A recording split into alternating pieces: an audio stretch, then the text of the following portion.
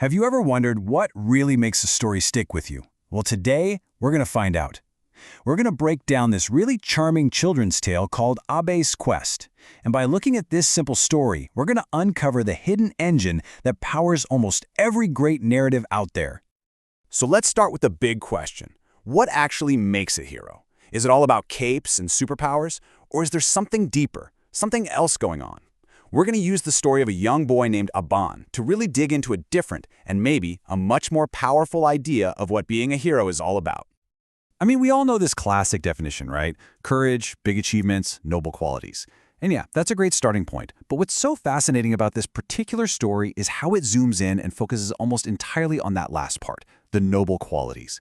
Let's see how they do it. Okay, so first things first, we meet our hero, Aban, and the story is really clear from the get-go. He's not the strongest kid, he's not the fastest, he's just a regular, curious boy from a nice little village. This, right here, is what story experts call the ordinary world, and it's an absolutely crucial first step in any classic hero's journey. And this one line, it just says it all. We're told right up front that Aban's real strength isn't something you can see.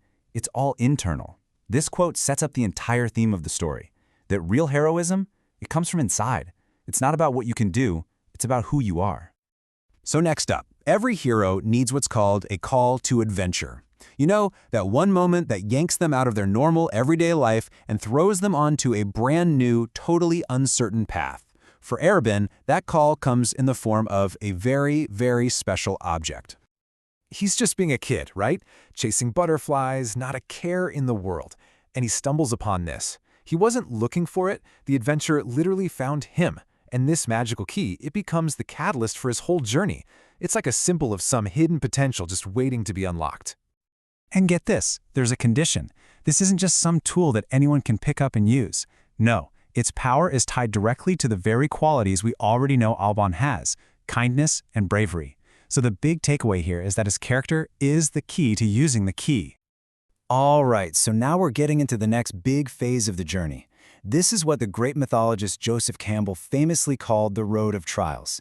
See, Adraban can't just start using the key. First, he has to prove through his actions that he's actually worthy of its power. But look at what these so-called trials are. They're not these huge, epic battles. They're small, simple, everyday acts of compassion.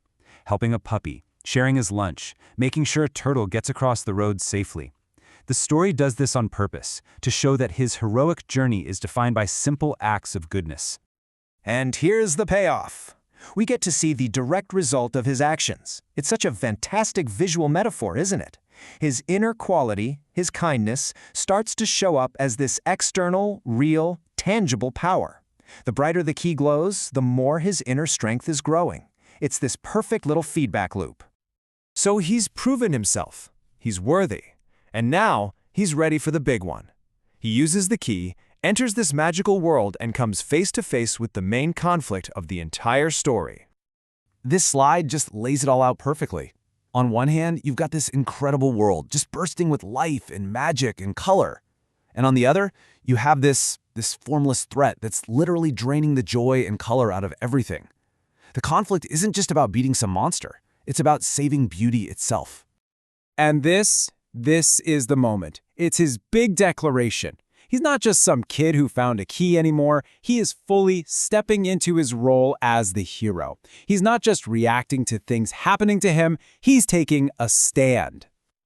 So how does he defeat this color-stealing cloud?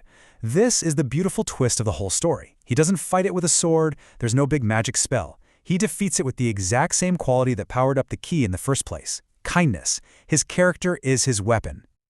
And once the conflict is resolved, the community, in this case all the animals of the forest, they cheer for him. But listen to what they call him.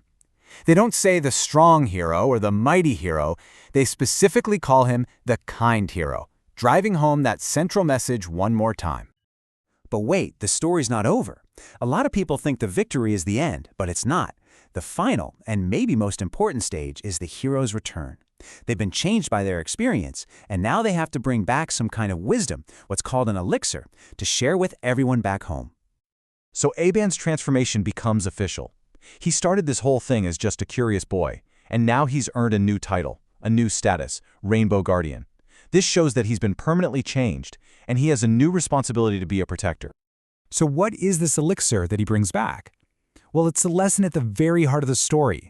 It's the idea that kindness isn't a weakness. It's a superpower. That courage isn't about not being afraid, it's about doing the right thing anyway. And that even the smallest little acts of goodness can have a huge, powerful impact. And it all boils down to this one amazing line. This becomes the new motto for his entire village.